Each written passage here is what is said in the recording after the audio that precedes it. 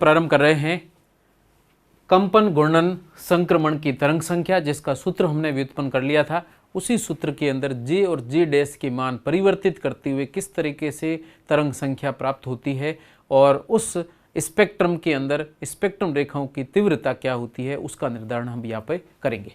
तो अपना next topic है घूर्णन कंपन संक्रमण की तरंग संख्या डेल्टा न्यू बार, और यहाँ पर हम मूल बैंड के अंदर V0 से V-1 के घूर्णन स्तर संक्रमण अर्थात J से J डैश का चयन नियम यदि प्रदर्शित करें तो यह डेल्टा J बराबर +-1 के रूप में सिलेक्शन रूल प्रदर्शित किया जाता है।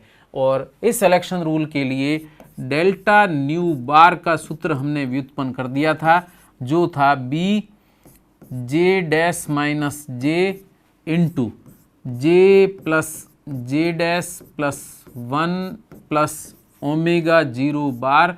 और यहाँ पर ओमेगा 0 बार है, यह किसको प्रदर्शित करता है? फंडामेंटल फ्रीक्वेंसी को तरंग संख्या के रूप में प्रदर्शित करता है, या मूलभूत आवृत्ति को तरंग संख्या के रूप में या वेव नंबर के रूप में रिप्रेजेंट करता है। और इसके अंदर J और J डैश के मान +-1 के रूप में लेकर यदि मान रखे जाएं तो यहाँ पर संक्रमण की तरंग संख्या प्राप्त होगी। उसमें मैं पहला केस ले रहा हूँ, यदि J बराबर 0 से J डैश बराबर 1 में संक्रमण होता है तो उसकी तरंग संख्या क्या होगी? तो यहाँ पर ऊपर दिए गए संबंध में J की जगह 0 और J डैश की जगह 1 रख दिया जाए तो डेल्टा न्यू बार प्राप्त हो जाएगा। किसके मध्य संक्रमण कर रहे हैं? 0 से J डैश 1 के मध्य। तो यहाँ पर B कांस्टेंट मानते हुए J डैश की जगह 1 माइनस हो जाएगा 0, J की जगह 0, J डैश की जगह 1 प्लस ओमेगा 0 बार।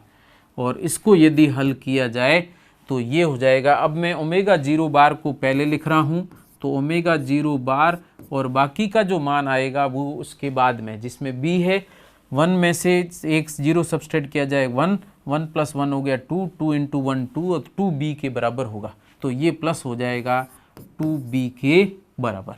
तो ये हो जाएगा ओमेगा 0 बार प्लस 2B।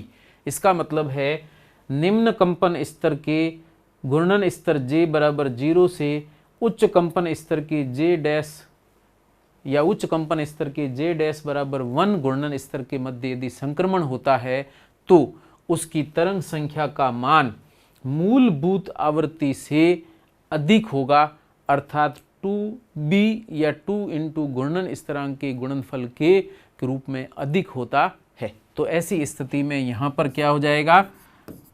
तरंग संख्या उच्च होगी। तो जो मान आएगा उसकी तरंग संख्या, या हम आवृत्ति के रूप में नाम से प्रदर्शित करते हैं, तो आवृत्ति क्या होगी? उच्च होगी। लेकिन किस रूप में ले रहे हैं? तरंग संख्या के रूप में।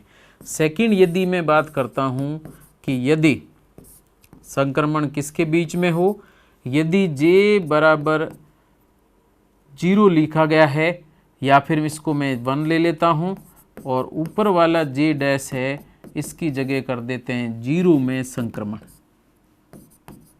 तो ऐसी स्थिति में ऊपर वाले में जैसे कि हमने J से J डैश 1 किया तो डेल्टा J का मान हो गया +1, लेकिन यहाँ पर J 1 से शुरू करते हुए J डैश हो रहा है 0, इसका मतलब एक कम अर्थात -1 के रूप में लिखा गया। तो यहाँ पर डेल्टा J हम प्रदर्शित कर रहे हैं +1 के रूप में, यहाँ पर डेल्टा J प्रदर्शित कर रहे हैं -1 के रूप में। तो मान क्या आएगा? ये मान आएगा डेल्टा न्यू बार बराबर, यहाँ पर लिखेंगे B।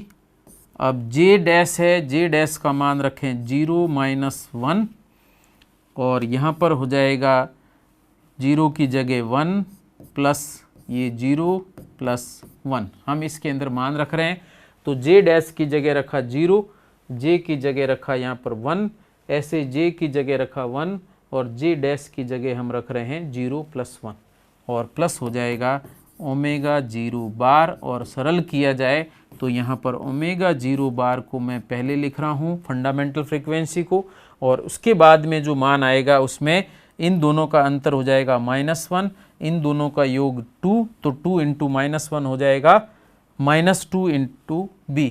तो -2b हो जाएगा। तो ऐसी स्थिति में यहाँ पर मान आएगा -2b और यह तरंग संख्या कैसी है, निम्न तरंग संख्या को प्रदर्शित करता है।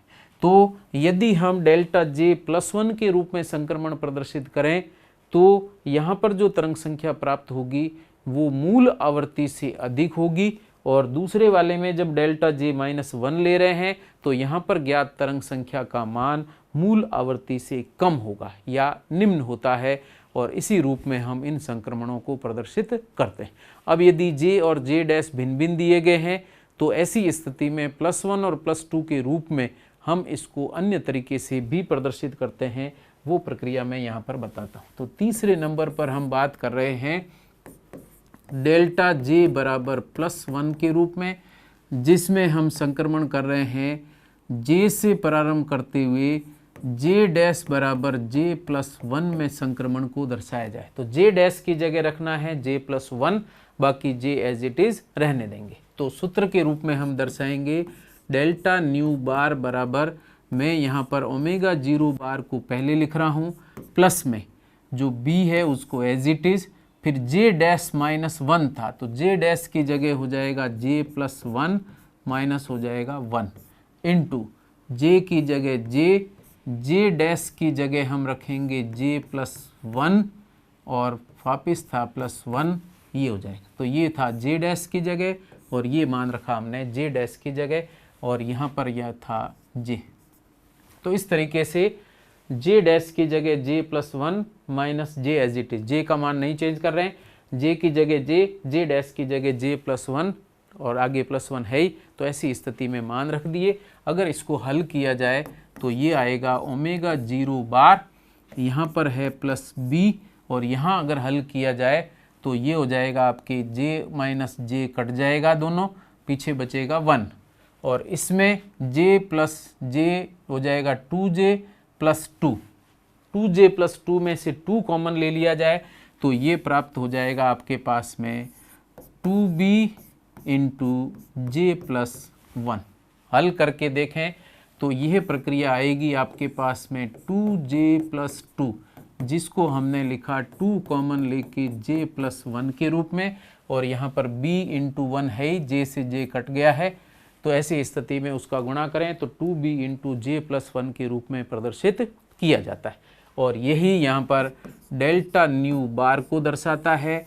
और यहाँ पर मूल आवर्ती के साथ में प्लस के चिन्ह के साथ ये मान लग रहा है, इसका मतलब जो संक्रमण की आवृत्ति या तरंग संख्या प्राप्त होगी वह तरंग संख्या मूलभूत आवर्ती से क्या होगी, अधिक होगी, यदि डेल्टा J+1 लेकर के प्रदर्शित किया जाए। इसी तरीके से चौथा या अंतिम प्रक्रिया के रूप में हम प्रदर्शित करें तो यदि डेल्टा J की जगह में -1 करता हूँ तो कहाँ से प्रारंभ करना है, यहाँ पर J से प्रारंभ करें, लेकिन J डैश जो दिया गया है J-1 के बराबर होगा। तो पहले था J डैश J+1 के बराबर, अब J डैश का मान J-1 के बराबर होगा, क्योंकि एक स्तर कम के रूप में संक्रमण प्रदर्शित हो रहा है। इसको यदि हम स्तर के रूप में दर्शाएं तो यहाँ पर मैं 3 ले लेता हूँ, दूसरे V के लिए 1 2 3 ले लेता हूँ। यहाँ पर हम बात कर रहे हैं 0 1 2 3, ये है J के मान, J डैश के मान प्रदर्शित करें तो 0 1 2 3। यदि मैं 0 से प्रारंभ करते हुए 1 में जा रहा हूँ, +1 संक्रमण डेल्टा J को प्रदर्शित करेगा। 1 से लेकर के 2 में जा रहे हैं तो भी ये +1 को प्रदर्शित करता है। इसी रूप में यदि मैं तीसरी बात करता हूँ, 1 से प्रारंभ करते हुए 0 के अंदर जाएं तो 1 से 0 अर्थात -1 संक्रमण को प्रदर्शित करता है। तो ऐसी स्थिति के अंदर J से प्रारंभ करते हुए यदि J डैश का मान उससे इकाई ज़्यादा है तो +1 संक्रमण, जिस J से हमने प्रारंभ किया है और J डैश में जा रहे हैं उसमें J डैश का मान J से इकाई कम है तो उसको हम -1 संक्रमण के द्वारा प्रदर्शित करते हैं, और -1 संक्रमण में J से जिस J डैश में जा रहे हैं उस J डैश का मान J से क्या होगा, इकाई कम होगा। और इसी को यदि हम सूत्र के रूप में प्रदर्शित करके या मान रख के तरंग संख्या ज्ञात करें तो तरंग संख्या बराबर हो जाएगा ओमेगा 0 बार प्लस B सूत्र है जे डैश माइनस जे, जे डैश माइनस जे। तो जे डैश की जगह में रख देता हूँ जे माइनस 1 और फिर है माइनस जे, जे डैश ये हो गया माइनस जे, जे में चेंज नहीं कर रहे हैं, इनटू दूसरे में है जे plus J dash, J dash की जगह हो गया जे माइनस 1 और प्लस 1 है ही। और अब इसको सरल किया जाए तो क्या प्रक्रिया आती है, यहाँ से 1 और 1 कट जाएगा, बचेगा 2j और यहाँ पर j और j प्लस का j और ये माइनस का j कट जाएगा तो पीछे बचेगा -1। तो उत्तर आएगा आपके पास में ओमेगा 0 बार, ठीक है। और उसके बाद यहाँ पर है माइनस का चिन्ह, j से j कट गया है, इसमें 1 से 1 कट गया है, पीछे बचा j प्लस j हो जाएगा 2j, 2j इंटू -1b, तो ये हो जाएगा -2bj के रूप में प्रदर्शित करेंगे। और इसमें यदि हम मान रख दें, किसका मान रख दें, j का मान रख दें, तो j की जगह क्या हो जाएगा, चूंकि j डैश बराबर है j माइनस 1, तो j बराबर हो जाएगा, j बराबर -1 इधर लेके आ जाएं तो j डैश प्लस 1 के रूप में लिखा जाएगा। तो मैं j की जगह अगर मान रख देता हूं तो ये हो जाएगा 2b और ये होगा j डैश प्लस 1 के रूप में। और ये आपके आएगा डेल्टा न्यू बार का मान, जिसमें ओमेगा 0 बार अर्थात मूलभूत आवृत्ति से यहाँ पर मान घट रहा है, इसका मतलब इस संक्रमण की तरंग संख्या मूलभूत आवृत्ति से कम होती है और ऐसी स्थिति के अंदर यह संबंध प्राप्त होता है। और यदि मैं उपयुक्त संबंध इसे और इस संबंध को एक साथ सम्मिलित रूप से प्रदर्शित करूं तो आप देख सकते हैं ओमेगा 0 बार दोनों में है, यहाँ पर प्लस का चिन्ह है या माइनस का चिन्ह, आगे है 2b इंटू जे प्लस 1 और माइनस के बाद है 2b into J dash plus 1। तो यहाँ पर j प्लस 1 और j डैश प्लस 1 को एक नए स्थिरांक m के रूप में प्रदर्शित कर दें तो यह संबंध हम लिख सकते हैं डेल्टा न्यू बार बराबर ओमेगा 0 बार प्लस माइनस का चिन्ह, जिसके अंदर 2b एज इट इज़ रहने देते हैं, आगे मान में लिख देता हूँ m। तो यहाँ पर डेल्टा j प्लस माइनस 1 के लिए यह संबंध प्रदर्शित किया जा सकता है, जिसमें m का मान हो सकता है j प्लस 1 किसके लिए, ऊपर वाले संबंध के लिए, और नीचे के लिए हो जाएगा m बराबर j डैश प्लस 1 के रूप में। तो यहाँ पर j डैश प्लस 1 और ऊपर है j प्लस 1, तो m की जगह हम j प्लस 1 रखें तो चिन्ह हो जाएगा प्लस में, j डैश प्लस 1 रखें तो चिन्ह हो जाएगा माइनस में, और इसी रूप में इसको प्रदर्शित किया जाता है। और यही संबंध किसको दर्शाता है, कंपन घूर्णन संक्रमण की तरंग संख्या, जिसमें चयन नियम के रूप में डेल्टा v की बात करें +-1 +-2 +-3 +-4 उच्च मान हो सकते हैं, लेकिन j के मध्य संक्रमण की बात की जाए तो v और v डैश यदि निश्चित कर दिए जाएं तो उसमें j और j डैश के मान +-1 ही हो सकते हैं, इसके अलावा कोई अन्य मान संभव नहीं है। और इसी रूप में हम कंपन घूर्णन संक्रमण की तरंग संख्या को प्रदर्शित करते हैं। अब यदि स्पेक्ट्रम प्राप्त होता है तो स्पेक्ट्रम की तीव्रता क्या होगी और उसे हम संक्रमण के रूप में किस तरीके से प्रदर्शित करते हैं और इसमें PQR शाखाएं कैसे बनती है उसकी चर्चा करते हैं। तो नेक्स्ट हम बात कर रहे हैं कंपन स्पेक्ट्रम व स्पेक्ट्रम रेखा की तीव्रता।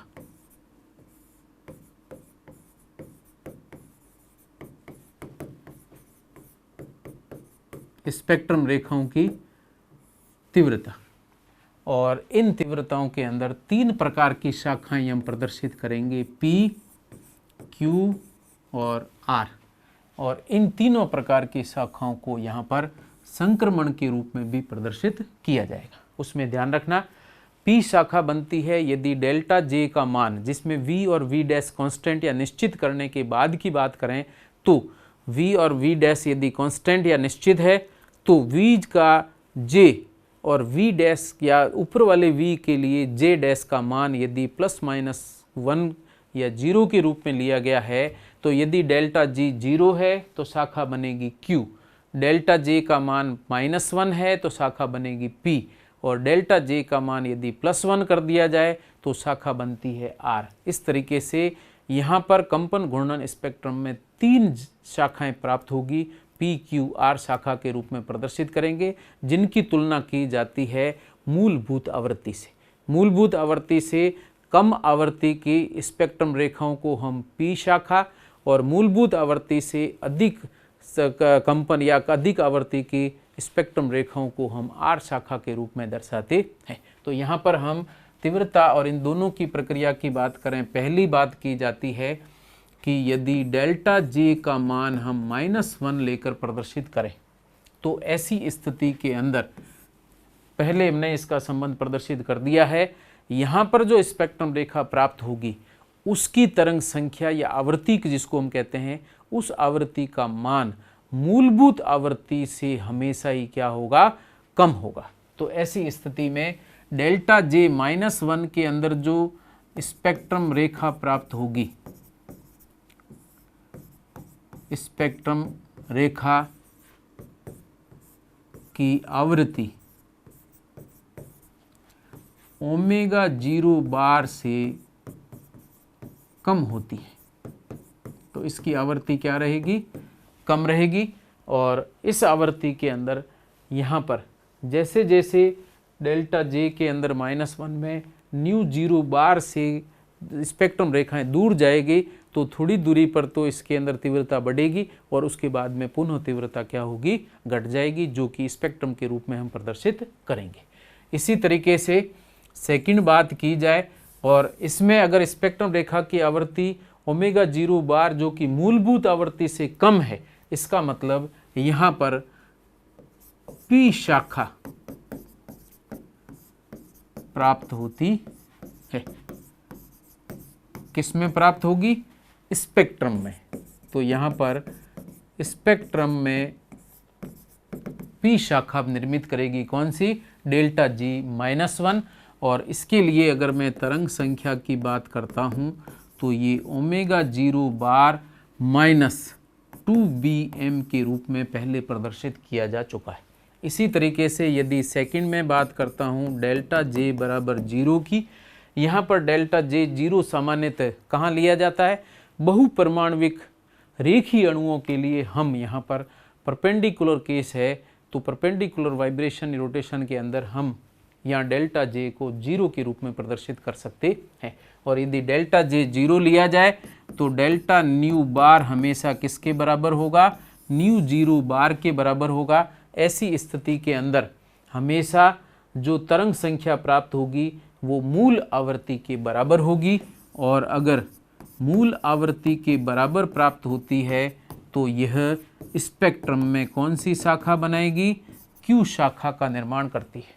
चूँकि यहाँ पर Q शाखा के अंदर निकटवर्ती शाखाओं की संख्या बहुत अधिक होती है, लेकिन यदि मैं यहाँ से प्रदर्शित करें तो J डैश यदि या डेल्टा J का मान 0 कर दिया तो ये दोनों का मान बराबर, इसका मतलब एक रेखा प्राप्त होनी चाहिए। लेकिन यहाँ पर B के भिन्न मान के कारण, B के मान में परिवर्तन के कारण निकटवर्ती कई शाखाओं का समूह प्राप्त होता है, और उसी को हम नाम देते हैं Q शाखा, जो अभी हम स्पेक्ट्रम के रूप में प्रदर्शित करेंगे। तो सिंपल सी प्रक्रिया है, यदि डेल्टा J का मान 0 है तो बहुपरमाणविक रेखीय अणुओं के परपेंडिकुलर केस के अंदर हम यहाँ पर मूल आवर्ती के बराबर तरंग संख्या या मूल आवर्ती के बराबर संक्रमण तरंग संख्या प्राप्त होती है, और यह स्पेक्ट्रम में Q शाखा बनाएगी। लेकिन Q शाखा में एक लाइन होनी चाहिए, लेकिन चूँकि B के मान भिन्न भिन्न होते हैं भिन्न भिन्न संक्रमणों के लिए, ऐसी स्थिति के अंदर Q शाखा में निकटवर्ती कई रेखाओं का समूह होगा और एक डेंस रेखा के रूप में, तीव्रता के रूप में सभी समान तीव्रता की रेखाओं का समूह प्राप्त होता है। यहाँ पर जितनी लाइनें बनेगी उनकी हाइट या कह सकते हैं तीव्रता क्या होगी, बराबर। तो समान तीव्रता की निकटवर्ती रेखाओं का समूह प्राप्त होता है, क्योंकि B का मान परिवर्तित होता रहता है। ऐसी स्थिति के अंदर Q शाखा बनती है। तीसरी स्थिति में यदि डेल्टा जे बराबर -1 की जगह +1 ले लिया जाए तो यहाँ पर डेल्टा न्यू बार का मान मूल आवृत्ति से अधिक होता है और ये अधिक होता है 2bm के बराबर। ऐसी स्थिति के अंदर यहाँ स्पेक्ट्रम रेखा के अंदर R शाखा निर्मित होती है जिसकी आवृत्ति किससे अधिक होगी? मूल आवृत्ति से R शाखाओं की आवृत्ति हमेशा अधिक होती है और जैसे जैसे हम Q शाखा से दूर जाएंगे वैसे वैसे हम यहाँ पर तीव्रता बढ़ती जाएगी, लेकिन अधिकतम के बाद फिर वापस निम्न तीव्रता के स्पेक्ट्रम रेखाएं प्राप्त होनी प्रारंभ हो जाती है। तो इस तरीके से कंपन घूर्णन स्पेक्ट्रम के अंदर 3 प्रकार की शाखाएं बनती है, P, Q और R। इन शाखाओं को संक्रमण के रूप में मैं डेल्टा जे -1, डेल्टा जे 0 और डेल्टा जे +1 संक्रमण के रूप में प्रदर्शित करता हूँ। तो इनको प्रदर्शित करने के लिए ध्यान रखना है V0 और V'1 इसको हम निश्चित कर देते हैं। निश्चित कंपन स्तर के लिए मैं प्रदर्शित कर रहा हूँ। निश्चित कंपन स्तर के अंदर यहाँ पर एक लाइन खींचेंगे, दूसरी लाइन यहाँ पर होगी, या एक लाइन यहाँ खींचे, दूसरी लाइन यहाँ और तीसरी लाइन मैं ले लेता हूँ यहाँ पर। ये है V बराबर 0, V' 1, ये है उससे ऊपर वाली स्थिति है, इसको V'2 या जो भी प्रदर्शित करें। यहाँ से यहाँ तक के जो मान है ये V बराबर 0 को प्रदर्शित करेंगे और यहाँ से यहाँ तक की जो घूर्णन क्वांटम संख्या के स्तर हैं उनको हम V बराबर 1 के रूप में प्रदर्शित करेंगे। और यहाँ पर मान आएगा आपके पहली लाइन फिर दूसरी लाइन, उनके मध्य का अंतराल आपको बढ़ाते हुए प्रदर्शित करना है। यहाँ पर आपको अंतराल बढ़ाते हुए प्रदर्शित करना है। वापिस प्रक्रिया ध्यान रखना, V से V' के बीच की दूरी की तुलना में V'1 से V'2 के मध्य का जो अंतराल है वो धीरे धीरे घटता है, लेकिन J के स्तरों के मध्य अंतराल धीरे धीरे क्या होता है? बढ़ता है। तो इस आपको संरचना इसी रूप में बनानी है। V बराबर 0 है, ये J बराबर 0 के रूप में, V'1 है, ये J'0 के रूप में दर्शाया जाता है। बाकी हो जाएंगे J = 1, J = 2, J = हो जाएगा 3, J = हो जाएगा 4। इस रूप में हम इसको प्रदर्शित करते हैं। और इसको थोड़ा स्पष्ट करने के लिए मैं लाइनों को थोड़ी लंबी कर देता हूँ और इस रूप में इसको प्रदर्शित करें। ये लाइनें थोड़ी लंबी करके लिखें ताकि सभी संक्रमण आ जाए। ठीक है, ये हो जाएगा J, इस लाइन के लिए J बराबर हो जाएगा 1, इस लाइन के लिए J बराबर 2, ये हो जाएगा J बराबर 3, J बराबर 4। ऐसे ही J' बराबर 1, J' बराबर 2, J' बराबर 3, J' बराबर 4, J' बराबर हो जाएगा 5।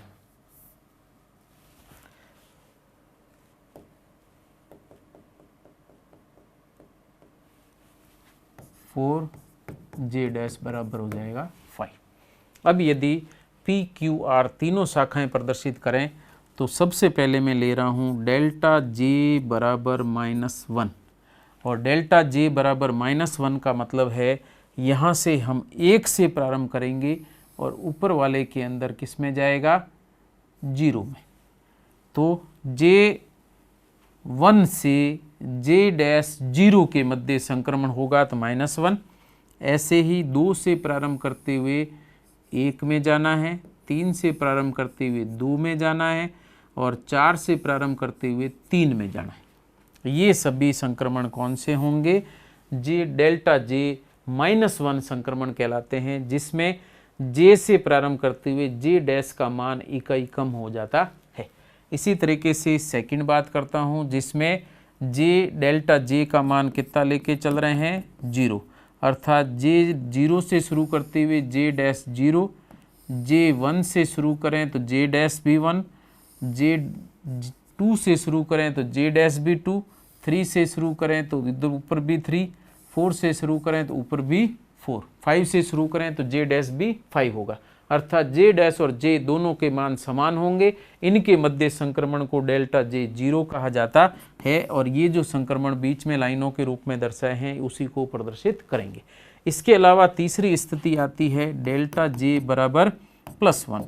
+1 में आपको क्या करना है, 0 से प्रारंभ करेंगे तो ऊपर क्या जाना है, +1 में जाना है। यहाँ से 1 से प्रारंभ करेंगे तो ऊपर 2 में जाना है, 2 से प्रारंभ करेंगे तो ऊपर आपको 3 में जाना है, 3 से प्रारंभ करेंगे तो 4 में जाना है, 4 से प्रारंभ करेंगे तो 5 में जाना है। अर्थात +1 उच्च स्तर जो है या उच्च कंपन स्तर का घूर्णन स्तर है उसका मान अधिक ही अधिक होगा।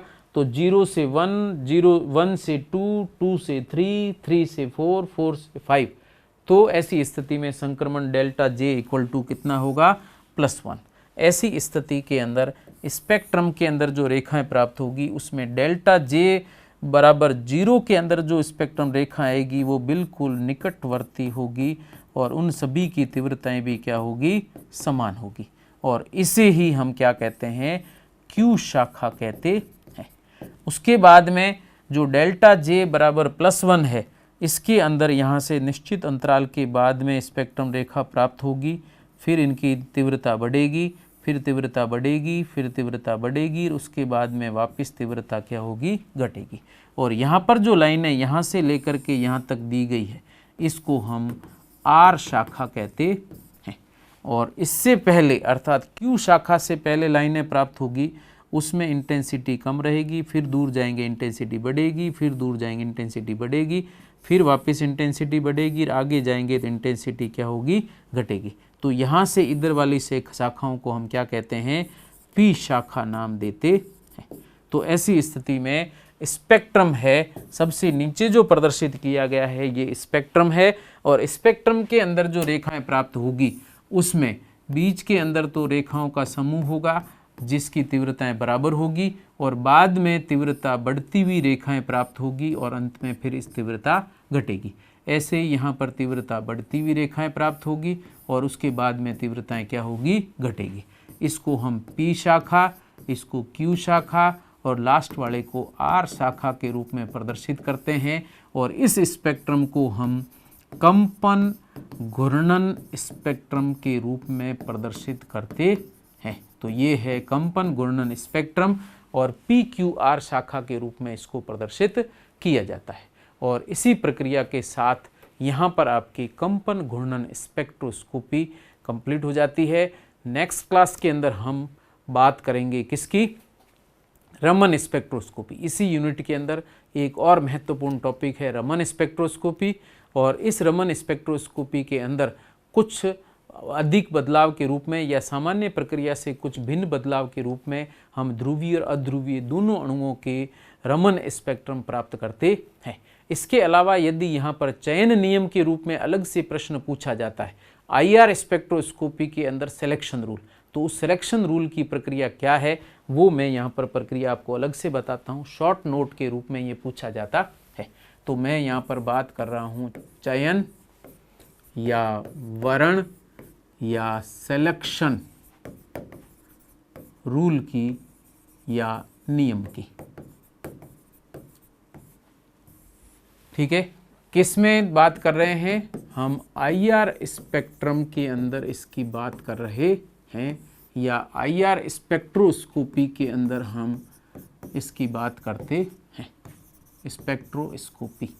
अगर आपको शॉर्ट नोट के अंदर पूछा जाए आईआर स्पेक्ट्रोस्कोपी के अंदर हम चयन नियम प्रदर्शित करिए, तो आईआर स्पेक्ट्रोस्कोपी के अंदर चयन नियम कैसे प्रदर्शित किया जाता है, कौन कौन सी प्रक्रिया आपको एग्जाम के अंदर लिखनी है, वो सभी प्रक्रियाएं यहाँ पर मैं प्रदर्शित कर रहा हूँ। यहाँ पर आपको विशुद्ध कंपन स्पेक्ट्रम भी प्रदर्शित करना है, साथ में आपको विशुद्ध कंपन स्पेक्ट्रम के साथ में विशुद्ध घूर्णन स्पेक्ट्रम यहाँ नहीं लेंगे, लेकिन विशुद्ध कंपन घूर्णन स्पेक्ट्रम एक साथ प्रदर्शित किया गया हो तो उसको हम कैसे दर्शाते हैं, वो सभी प्रक्रियाएं यहाँ पर प्रदर्शित की जाती है। और उस प्रक्रियाओं के अंदर चयन नियम आपको डेल्टा जे और डेल्टा वी दोनों के रूप में प्रदर्शित करना है, जो कि बहुत ही महत्वपूर्ण है। और दोनों के रूप में आप प्रदर्शित करोगे तो आपकी प्रक्रिया बिल्कुल क्लियर और स्पष्ट हो जाती है। तो इसको मैं पहले ले रहा हूँ नंबर 1 के रूप में, IR स्पेक्ट्रोस्कोपी या वाइब्रेशनल रोटेशनल स्पेक्ट्रोस्कोपी में सिलेक्शन रूल, और यहाँ पहले मैं ले रहा हूँ द्विपरमाणविक अणु। द्विपरमाणविक, और कौन से अणु की बात कर रहे हैं? ध्रुवीय अणु की बात कर रहे हैं। अपने कोर्स में यही है। तो द्विपरमाणविक ध्रुवीय अणु के लिए चयन या वर्ण नियम की बात की जाए तो इसको आप 2 रूपों में प्रदर्शित करेंगे। कौन कौन से हो जाएंगे? पहला हो जाएगा विशुद्ध कंपन स्पेक्ट्रम, और दूसरा लेंगे कंपन घूर्णन स्पेक्ट्रम का चयन नियम। ये स्पेशल रूप से ध्यान रखना, अगर सिलेक्शन रूल पूछा जाता है IR स्पेक्ट्रोस्कोपी के अंदर चयन नियम, तो आपको ये कंप्लीट प्रक्रिया एक्सप्लेन करनी है। तो हम बात करेंगे केवल द्विपरमाणविक ध्रुवीय अणु की, जिसमें विशुद्ध कंपन या प्योर वाइब्रेशनल स्पेक्ट्रम और वाइब्रेशनल रोटेशनल स्पेक्ट्रम या कंपन घूर्णन स्पेक्ट्रम की। इसमें यदि मैं प्योर वाइब्रेशनल स्पेक्ट्रम की बात करता हूं तो प्योर वाइब्रेशनल स्पेक्ट्रम हमने 2 रूपों में प्रदर्शित किए थे। पहला था सरल आवर्ती दोलक, पहले लेते। पहला था सरल आवर्ती दोलक के रूप में या सिंपल हार्मोनिक ऑसिलेटर के रूप में। दूसरा था अनावर्ती दोलक के रूप में, अनावर्ती दोलक के रूप में, या फिर इसको कहेंगे एन हार्मोनिक ऑसिलेटर के रूप में। अगर हम सरल आवर्ती दोलक के रूप में प्रदर्शित कर रहे हैं तो डेल्टा V का मान या चयन नियम केवल क्या होगा? ±1 होगा। लेकिन यदि अनावर्ती दोलक की बात की जाए तो डेल्टा V का मान ±1 हो सकता है, ±2 हो सकता है, ±3 हो सकता है, या इससे अधिक भी हो सकते हैं। जिसमें यहाँ पर जो प्रक्रिया प्रदर्शित की गई है, जिसमें हम संक्रमण का विशिष्ट नाम नहीं देते, लेकिन यहाँ पर अगर हम संक्रमण की बात करें तो इसके अंदर मूलभूत आवृत्ति भी प्रदर्शित की जाती है या मूलभूत बैंड प्रदर्शित किए जाते हैं, प्रथम ओवरटोन, द्वितीय ओवरटोन या हॉट बैंड प्रदर्शित किए जाते हैं। उन सभी के लिए सिलेक्शन रूल यही दर्शाया जाता है। जबकि यदि कंपन घूर्णन स्पेक्ट्रम की बात की जाए तो कंपन घूर्णन स्पेक्ट्रम में भी हम सरल आवर्ती दोलक या अनावर्ती दोलक दोनों के रूप में इसको प्रदर्शित करते हैं। तो ऐसी स्थिति में ये दोनों अलग होंगे। कंपन घूर्णन स्पेक्ट्रम के अंदर यदि बात की जाए तो उनके अंदर आपको डेल्टा J के मान के साथ साथ डेल्टा V के मान भी प्रदर्शित करने हैं, और डेल्टा J और डेल्टा V के मान यदि हम प्रदर्शित करें तो प्रक्रिया क्या रहेगी? तो इसमें हम दोनों प्रोसेस लेंगे, एक सिंपल हार्मोनिक ऑसिलेटर के रूप में, और साथ के अंदर अगर घूर्णन की बात की जाए तो कौन सा घूर्णन प्रदर्शित होगा? अदृढ़ घूर्णक या नॉन रिजिड रोटेटर की बात की जाए। ठीक है, तो सिंपल हार्मोनिक ऑसिलेशन और नॉन रिजिड रोटेटर। सेकंड वाले के अंदर हम प्रदर्शित करते हैं एन हार्मोनिक ऑसिलेटर के अंदर non rigid rotator, non rigid rotator के रूप में। लेकिन यहाँ दोनों प्रक्रिया के अंदर ये जो नॉन रिजिड प्रक्रिया प्रदर्शित की गई है या अदृढ़ घूर्णक प्रदर्शित किए गए हैं, वास्तव में इसमें हम D और H घूर्णन स्थिरांकों को नगण्य कर देते हैं। इसलिए ये नॉन रिजिड रोटेटर मानते हुए भी हम इसको सामान्य रिजिड रोटेटर के रूप में प्रदर्शित करते हैं, ताकि बंद लंबाई इससे आसानी से ज्ञात की जा सकती है। तो यहाँ पर लिखा जाए नॉन रिजिड रोटेटर हो, लेकिन नियम आपको केवल रिजिड रोटेटर के रूप में ही प्रदर्शित करने। तो यहाँ पर सिलेक्शन रूल क्या होगा? सिंपल हार्मोनिक ऑसिलेटर और नॉन रिजिड रोटेटर का। तो यहाँ पर डेल्टा J अगर प्रदर्शित करेंगे तो ±1 होगा, और डेल्टा V लिखूंगा तो ±1 होगा। लेकिन एन हार्मोनिक ऑसिलेटर में डेल्टा J ±1 होगा और डेल्टा V का मान +-1, +-2, +-3 आदि उच्च मानों के रूप में दर्शाया जाता है। तो अगर आप देखें तो डेल्टा जे सभी के अंदर ±1 होगा, लेकिन स्पेशल रूप से ध्यान रखना डेल्टा जे का मान कभी भी 0 या 0 नहीं होता, क्योंकि हम द्विपरमाणविक ध्रुवीय अणु की बात कर रहे हैं। लेकिन यदि हम बहुपरमाणविक अणु लेंगे तब यह डेल्टा जे 0 के रूप में क्यू शाखा भी प्रदर्शित करेगा, जो अलग विशिष्ट प्रक्रिया के रूप में आती है। तो यहाँ पर अपने लिए यदि पूछा जाता है इस चैप्टर में IR स्पेक्ट्रोस्कोपी में चयन नियम क्या है, तो आपको ध्रुवीय द्विपरमाणविक अणु के लिए विशुद्ध कंपन स्पेक्ट्रम और कंपन घूर्णन स्पेक्ट्रम के लिए अलग अलग चयन नियम लिखने हैं, जिसमें सिंपल हार्मोनिक ऑसिलेटर और एन हार्मोनिक ऑसिलेटर के लिए, और यहाँ पर कंपन घूर्णन स्पेक्ट्रम में सेम है, ये भी SHO और AHO, और यहाँ पर डेल्टा जे +-1 डेल्टा जे +-1 जोड़ देना है, बाकी की प्रक्रिया में कोई परिवर्तन नहीं है। तो इस तरीके से इन बिंदुओं के रूप में हम इसका एक इम्पॉर्टेंट शॉर्ट नोट प्रदर्शित कर सकते हैं। Thank you so much. Next class के अंदर हम प्रदर्शित करेंगे आपके रमन स्पेक्ट्रोस्कोपी, और रमन स्पेक्ट्रोस्कोपी की कंप्लीट प्रक्रिया वहाँ प्रदर्शित की जाएगी, और रमन स्पेक्ट्रोस्कोपी के साथ ही अपना चैप्टर कंप्लीट हो जाएगा। इसके बाद में मैं इसी के पैरेलल, चूँकि एग्ज़ाम नज़दीक आ गए हैं, तो इसके साथ में मैं इनऑर्गेनिक केमिस्ट्री की भी 2 यूनिट्स आपको कराना चाहता हूँ, और साथ में ऑर्गेनिक केमिस्ट्री की भी 2 इम्पोर्टेंट यूनिट्स में लेकर के आपको प्रदर्शित करूँगा, ताकि आपके एग्ज़ाम पॉइंट ऑफ व्यू से ये प्रक्रिया बच्चा सही हो जाए और आप अच्छे मार्क्स प्राप्त कर सकें। और इसलिए आप परम रसायन चैनल को जितना हो सके शेयर करें, जितने बीएससी फाइनल के छात्र हैं उनके साथ में इसको शेयर करें, और आगे से आगे बढ़ा करके फ़ायदे के रूप में या उनके लिए important exam point of view से जो मैं यहाँ प्रक्रिया प्रदर्शित कर रहा हूँ वो आसानी से उनकी समझ में आ जाए। और ये सबसे इम्पोर्टेंट और सबसे टफ टॉपिक है जो मैं आपको यहाँ बिल्कुल सिंपल वे के रूप में प्रदर्शित कर रहा हूँ। इसको आप वीडियो को 1 या 2 बार पढ़ें या उसको सुन करके इसके नोट्स या सिंपल नोट्स अपने हाथ से लिख करके रख लें, और उसी को एग्ज़ाम के अंदर पढ़ के आएँ, आपका पेपर बहुत ही बढ़िया हो जाएगा। और इसको आप अधिक से अधिक शेयर करें और सब्सक्राइब कर दें चैनल को, ताकि नेक्स्ट वीडियो जब भी मैं डालूं तो आप तक सूचना आसानी से पहुंच जाए। Thank you so much. इसका मतलब इस संक्रमण की तरंग संख्या मूलभूत आवृत्ति से कम होती है, और ऐसी स्थिति के अंदर यह संबंध प्राप्त होता है।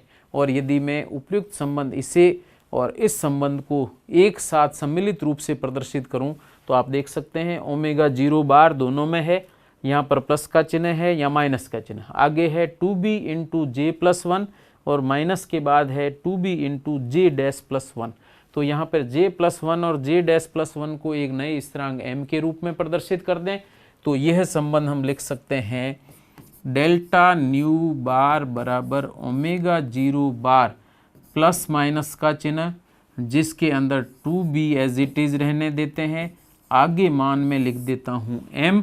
तो यहाँ पर डेल्टा j +-1 के लिए यह संबंध प्रदर्शित किया जा सकता है, जिसमें m का मान हो सकता है j+1 किसके लिए, ऊपर वाले संबंध के लिए, और नीचे के लिए हो जाएगा m बराबर j'+1 के रूप में। तो यहाँ पर j'+1 और ऊपर है j+1, तो m की जगह हम j+1 रखें तो चिन्ह हो जाएगा प्लस में, j'+1 रखें तो चिन्ह हो जाएगा माइनस में, और इसी रूप में इसको प्रदर्शित किया जाता है।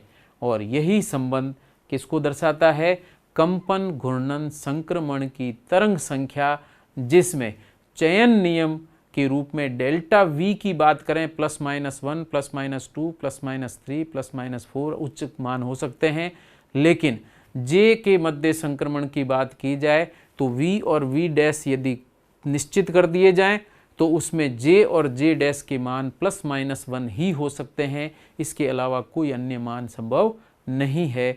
और इसी रूप में हम कंपन घूर्णन संक्रमण की तरंग संख्या को प्रदर्शित करते हैं। अब यदि स्पेक्ट्रम प्राप्त होता है तो स्पेक्ट्रम की तीव्रता क्या होगी और उसे हम संक्रमण के रूप में किस तरीके से प्रदर्शित करते हैं और इसमें PQR शाखाएं कैसे बनती है उसकी चर्चा करते हैं। तो नेक्स्ट हम बात कर रहे हैं कंपन स्पेक्ट्रम व स्पेक्ट्रम रेखा की तीव्रता।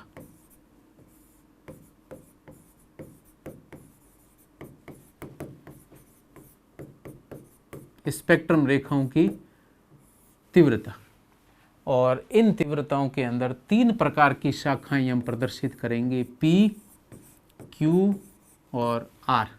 और इन तीनों प्रकार की शाखाओं को यहाँ पर संक्रमण के रूप में भी प्रदर्शित किया जाएगा। उसमें ध्यान रखना, P शाखा बनती है यदि डेल्टा J का मान, जिसमें V और V डैश कांस्टेंट या निश्चित करने के बाद की बात करें तो V और V डैश यदि कांस्टेंट या निश्चित है तो V का J और V डैश या ऊपर वाले V के लिए J डैश का मान यदि +-1 या 0 के रूप में लिया गया है, तो यदि डेल्टा G 0 है तो शाखा बनेगी Q, डेल्टा J का मान -1 है तो शाखा बनेगी P, और डेल्टा J का मान यदि +1 कर दिया जाए तो शाखा बनती है R। इस तरीके से यहाँ पर कंपन घूर्णन स्पेक्ट्रम में 3 शाखाएं प्राप्त होगी, P, Q, R शाखा के रूप में प्रदर्शित करेंगे, जिनकी तुलना की जाती है मूलभूत आवृत्ति से।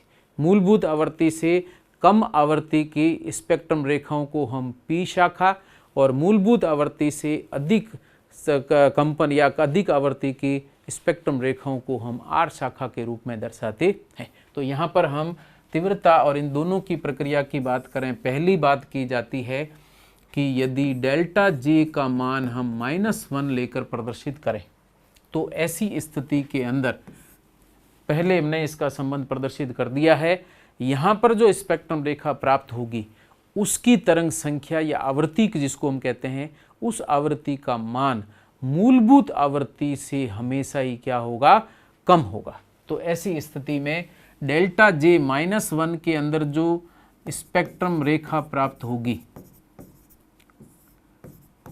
स्पेक्ट्रम रेखा की आवृत्ति ω0 बार से कम होती है, तो इसकी आवृत्ति क्या रहेगी, कम रहेगी। और इस आवृत्ति के अंदर यहाँ पर जैसे जैसे डेल्टा J के अंदर -1 में ν0 बार से स्पेक्ट्रम रेखाएं दूर जाएगी तो थोड़ी दूरी पर तो इसके अंदर तीव्रता बढ़ेगी और उसके बाद में पुनः तीव्रता क्या होगी, घट जाएगी, जो कि स्पेक्ट्रम के रूप में हम प्रदर्शित करेंगे। इसी तरीके से सेकंड बात की जाए, और इसमें अगर स्पेक्ट्रम रेखा की आवृत्ति ω0 बार जो कि मूलभूत आवृत्ति से कम है, इसका मतलब यहाँ पर P शाखा प्राप्त होती है। किस में प्राप्त होगी, स्पेक्ट्रम में। तो यहाँ पर स्पेक्ट्रम में P शाखा निर्मित करेगी, कौन सी, डेल्टा G -1।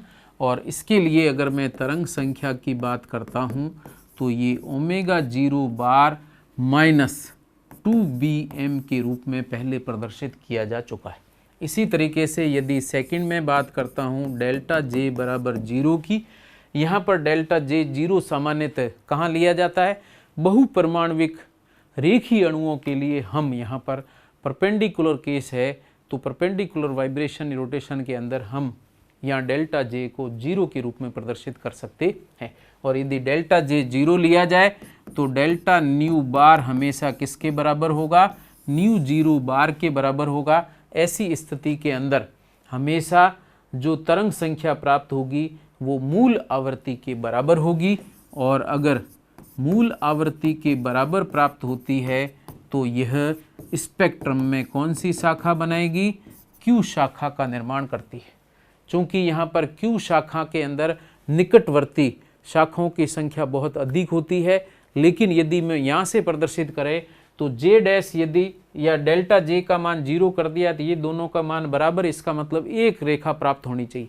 लेकिन यहाँ पर B के भिन्न मान के कारण, B के मान में परिवर्तन के कारण निकटवर्ती कई शाखाओं का समूह प्राप्त होता है, और उसी को हम नाम देते हैं Q शाखा, जो अभी हम स्पेक्ट्रम के रूप में प्रदर्शित करेंगे। तो सिंपल सी प्रक्रिया है, यदि डेल्टा जे का मान 0 है तो बहुपरमाणविक रेखीय अणुओं के परपेंडिकुलर केस के अंदर हम यहाँ पर मूल आवर्ती के बराबर तरंग संख्या या मूल आवर्ती के बराबर संक्रमण तरंग संख्या प्राप्त होती है और यह स्पेक्ट्रम में क्यू शाखा बनाएगी। लेकिन क्यू शाखा में एक लाइन होनी चाहिए, लेकिन चूंकि बी के मान भिन्न भिन्न होते हैं भिन्न भिन्न संक्रमणों के लिए, ऐसी स्थिति के अंदर क्यू शाखा में निकटवर्ती कई रेखाओं का समूह होगा और एक डेंस रेखा के रूप में, तीव्रता के रूप में सभी समान तीव्रता की रेखाओं का समूह प्राप्त होता है। यहाँ पर जितनी लाइनें बनेगी उनकी हाइट या कह सकते हैं तीव्रता क्या होगी, बराबर। तो समान तीव्रता की निकटवर्ती रेखाओं का समूह प्राप्त होता है क्योंकि बी का मान परिवर्तित होता रहता है। ऐसी स्थिति के अंदर क्यू शाखा बनती है। तीसरी स्थिति में यदि डेल्टा जे बराबर -1 की जगह +1 ले लिया जाए तो यहाँ पर डेल्टा न्यू बार का मान मूल आवृत्ति से अधिक होता है और ये अधिक होता है 2bm के बराबर। ऐसी स्थिति के अंदर यहाँ स्पेक्ट्रम रेखा के अंदर R शाखा निर्मित होती है जिसकी आवृत्ति किससे अधिक होगी, मूल आवृत्ति से R शाखाओं की आवृत्ति हमेशा अधिक होती है। और जैसे जैसे हम Q शाखा से दूर जाएंगे वैसे वैसे हम यहाँ पर तीव्रता बढ़ती जाएगी, लेकिन अधिकतम के बाद फिर वापस निम्न तीव्रता के स्पेक्ट्रम रेखाएं प्राप्त होनी प्रारंभ हो जाती है। तो इस तरीके से कंपन घूर्णन स्पेक्ट्रम के अंदर 3 प्रकार की शाखाएं बनती है, P, Q और R। इन शाखाओं को संक्रमण के रूप में मैं डेल्टा जे -1, डेल्टा जे 0 और डेल्टा जे +1 संक्रमण के रूप में प्रदर्शित करता हूँ। तो इनको प्रदर्शित करने के लिए ध्यान रखना है V0 और V'1 इसको हम निश्चित कर देते हैं। निश्चित कंपन स्तर के लिए मैं प्रदर्शित कर रहा हूँ। निश्चित कंपन स्तर के अंदर यहाँ पर एक लाइन खींचेंगे, दूसरी लाइन यहाँ पर होगी, या एक लाइन यहाँ खींचे, दूसरी लाइन यहाँ और तीसरी लाइन मैं ले लेता हूँ यहाँ पर। ये है V बराबर 0, V' बराबर 1, ये है उससे ऊपर वाली स्थिति है, इसको V'2 या जो भी प्रदर्शित करें। यहाँ से यहाँ तक के जो मान है ये V बराबर 0 को प्रदर्शित करेंगे और यहाँ से यहाँ तक की जो घूर्णन क्वांटम संख्या के स्तर हैं उनको हम V बराबर 1 के रूप में प्रदर्शित करेंगे। और यहाँ पर मान आएगा आपके पहली लाइन फिर दूसरी लाइन, उनके मध्य का अंतराल आपको बढ़ाते हुए प्रदर्शित करना है। यहाँ पर आपको अंतराल बढ़ाते हुए प्रदर्शित करना है।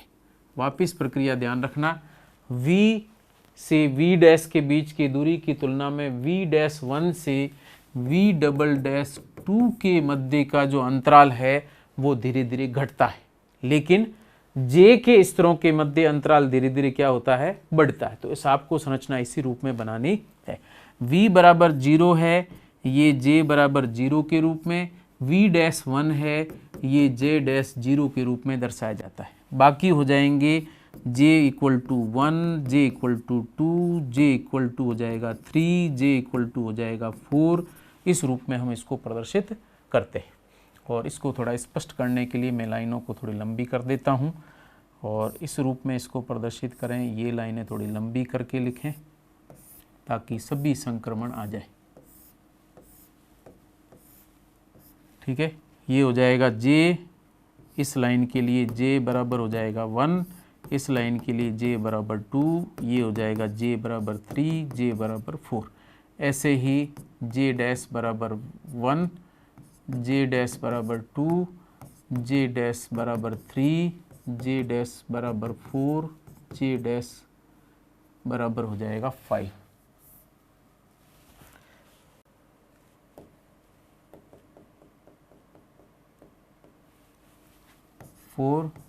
J' बराबर हो जाएगा 5। अब यदि P, Q, R तीनों शाखाएं प्रदर्शित करें तो सबसे पहले मैं ले रहा हूँ डेल्टा J बराबर -1। और डेल्टा J बराबर -1 का मतलब है यहाँ से हम 1 से प्रारंभ करेंगे और ऊपर वाले के अंदर किस में जाएगा, 0 में।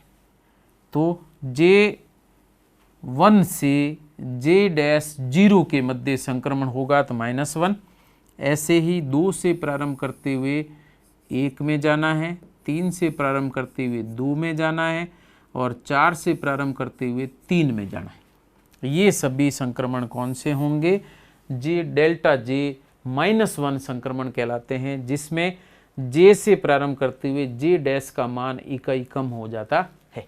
इसी तरीके से सेकंड बात करता हूँ, जिसमें जे डेल्टा जे का मान कितना लेके चल रहे हैं? 0, अर्थात जे 0 से शुरू करते हुए जे डैश 0, जे 1 से शुरू करें तो जे डैश भी 1, जे 2 से शुरू करें तो जे डैश भी 2, 3 से शुरू करें तो इधर ऊपर भी 3, 4 से शुरू करें तो ऊपर भी 4, 5 से शुरू करें तो जे डैश भी 5 होगा, अर्थात जे डैश और जे दोनों के मान समान होंगे। इनके मध्य संक्रमण को डेल्टा जे 0 कहा जाता है और ये जो संक्रमण बीच में लाइनों के रूप में दर्शाए हैं उसी को प्रदर्शित करेंगे। इसके अलावा तीसरी स्थिति आती है डेल्टा जे बराबर +1।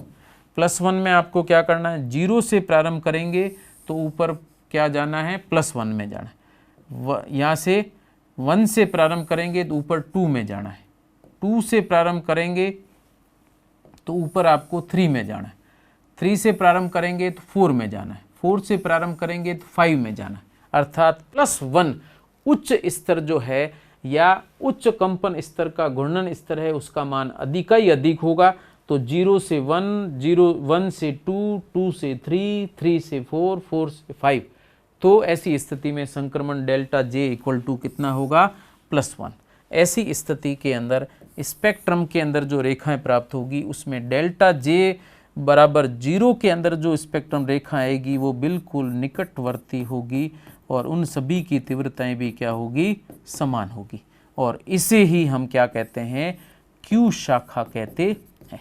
उसके बाद में जो डेल्टा जे बराबर +1 है, इसके अंदर यहाँ से निश्चित अंतराल के बाद में स्पेक्ट्रम रेखा प्राप्त होगी, फिर इनकी तीव्रता बढ़ेगी, फिर तीव्रता बढ़ेगी, फिर तीव्रता बढ़ेगी, उसके बाद में वापस तीव्रता क्या होगी? घटेगी। और यहाँ पर जो लाइनें यहाँ से लेकर के यहाँ तक दी गई है इसको हम आर शाखा कहते हैं। और इससे पहले अर्थात क्यू शाखा से पहले लाइनें प्राप्त होगी उसमें इंटेंसिटी कम रहेगी, फिर दूर जाएंगे इंटेंसिटी बढ़ेगी, फिर दूर जाएंगे इंटेंसिटी बढ़ेगी, फिर वापस इंटेंसिटी बढ़ेगी, आगे जाएंगे तो इंटेंसिटी क्या होगी? घटेगी। तो यहाँ से इधर वाली से शाखाओं को हम क्या कहते हैं? पी शाखा नाम देते हैं।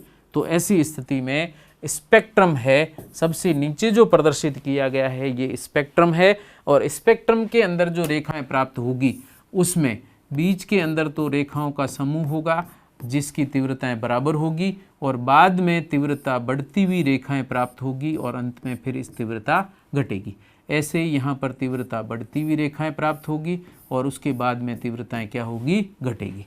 इसको हम पी शाखा, इसको क्यू शाखा और लास्ट वाले को आर शाखा के रूप में प्रदर्शित करते हैं, और इस स्पेक्ट्रम को हम कंपन घूर्णन स्पेक्ट्रम के रूप में प्रदर्शित करते हैं। तो ये है कंपन घूर्णन स्पेक्ट्रम, और पी क्यू आर शाखा के रूप में इसको प्रदर्शित किया जाता है।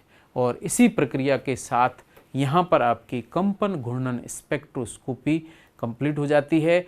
नेक्स्ट क्लास के अंदर हम बात करेंगे किसकी?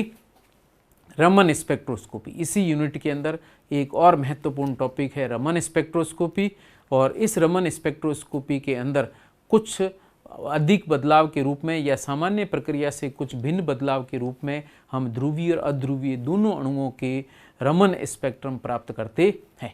इसके अलावा यदि यहाँ पर चयन नियम के रूप में अलग से प्रश्न पूछा जाता है आईआर स्पेक्ट्रोस्कोपी के अंदर सिलेक्शन रूल, तो उस सिलेक्शन रूल की प्रक्रिया क्या है वो मैं यहाँ पर प्रक्रिया आपको अलग से बताता हूँ। शॉर्ट नोट के रूप में ये पूछा जाता है।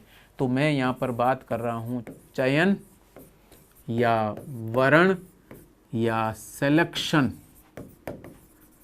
रूल की या नियम की।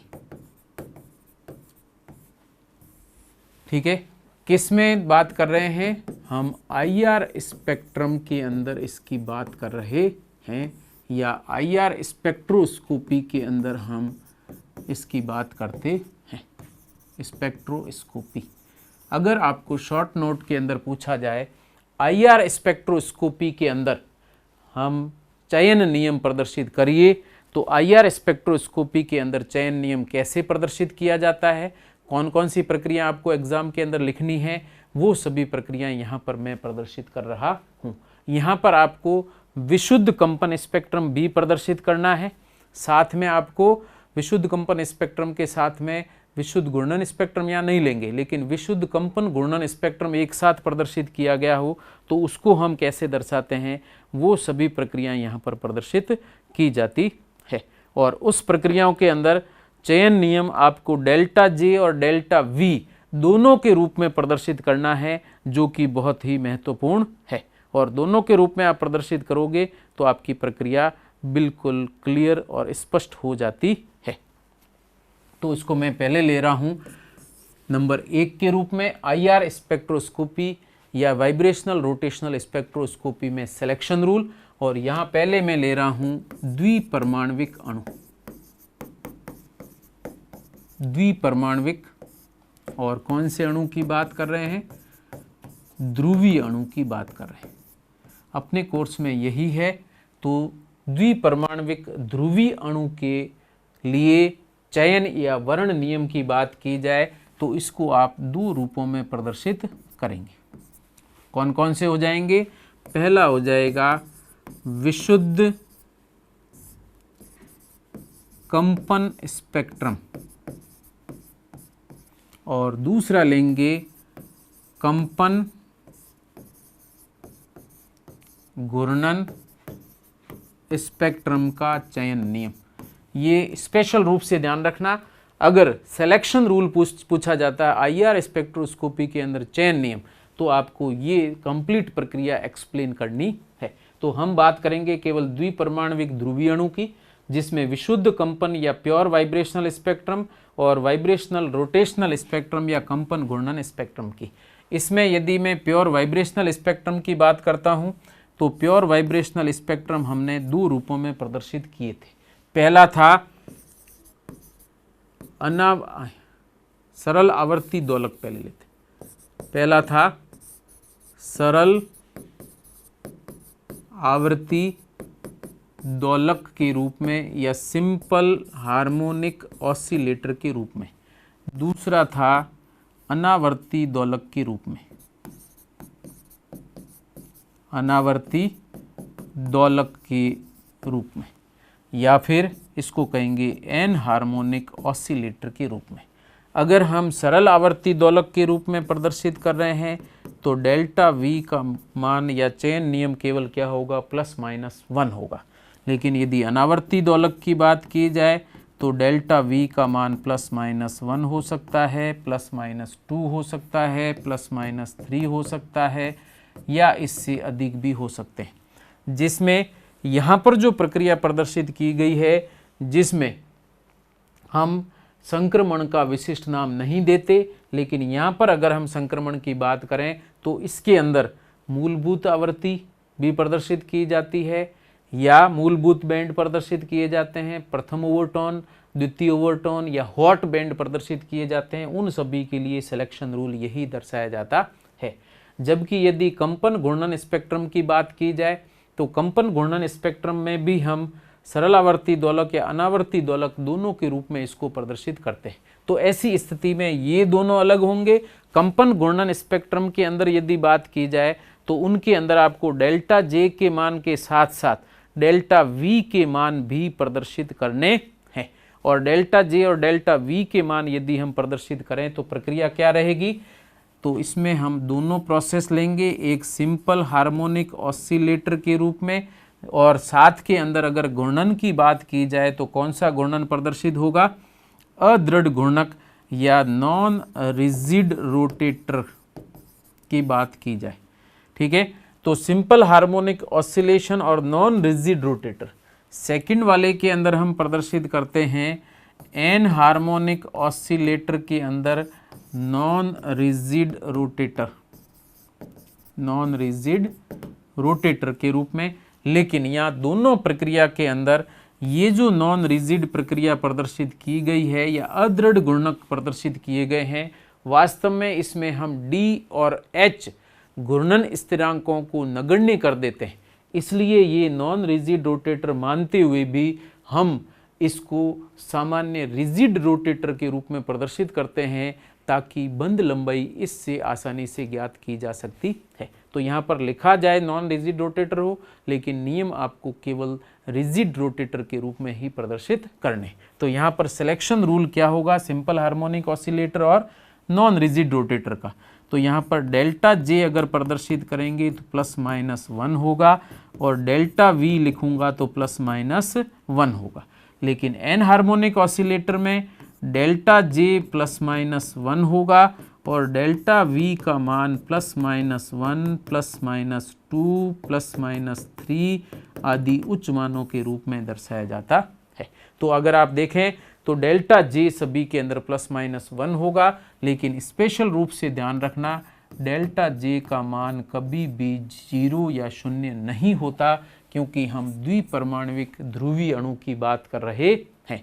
लेकिन यदि हम बहुपरमाणविक अणु लेंगे तब यह डेल्टा जे 0 के रूप में क्यू शाखा भी प्रदर्शित करेगा, जो अलग विशिष्ट प्रक्रिया के रूप में आती है। तो यहाँ पर अपने लिए यदि पूछा जाता है इस चैप्टर में IR स्पेक्ट्रोस्कोपी में चयन नियम क्या है, तो आपको ध्रुवीय द्विपरमाणविक अणु के लिए विशुद्ध कंपन स्पेक्ट्रम और कंपन घूर्णन स्पेक्ट्रम के लिए अलग अलग चयन नियम लिखने हैं, जिसमें सिंपल हार्मोनिक ऑसिलेटर और एन हार्मोनिक ऑसिलेटर के लिए, और यहाँ पर कंपन घूर्णन स्पेक्ट्रम में सेम है, ये भी SHO और AHO, और यहाँ पर डेल्टा जे +-1 डेल्टा जे +-1 जोड़ देना है, बाकी की प्रक्रिया में कोई परिवर्तन नहीं है।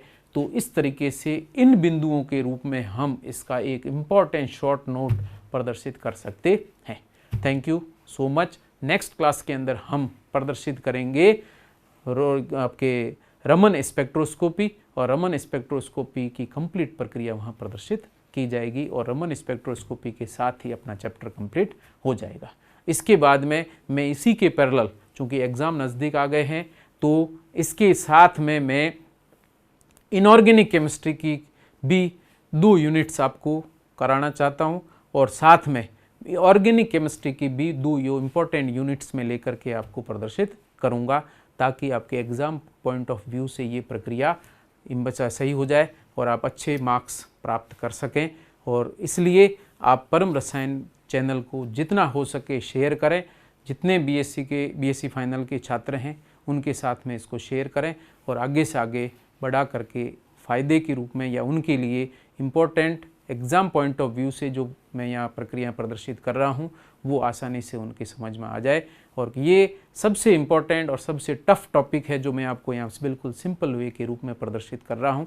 इसको आप वीडियो को 1 या 2 बार पढ़ें या उसको सुन करके इसके नोट्स या सिंपल नोट्स अपने हाथ से लिख करके रख लें, और उसी को एग्ज़ाम के अंदर पढ़ के आएँ। आपका पेपर बहुत ही बढ़िया हो जाएगा। और इसको आप अधिक से अधिक शेयर करें और सब्सक्राइब कर दें चैनल को, ताकि नेक्स्ट वीडियो जब भी मैं डालूं तो आप तक सूचना आसानी से पहुंच जाए। Thank you so much.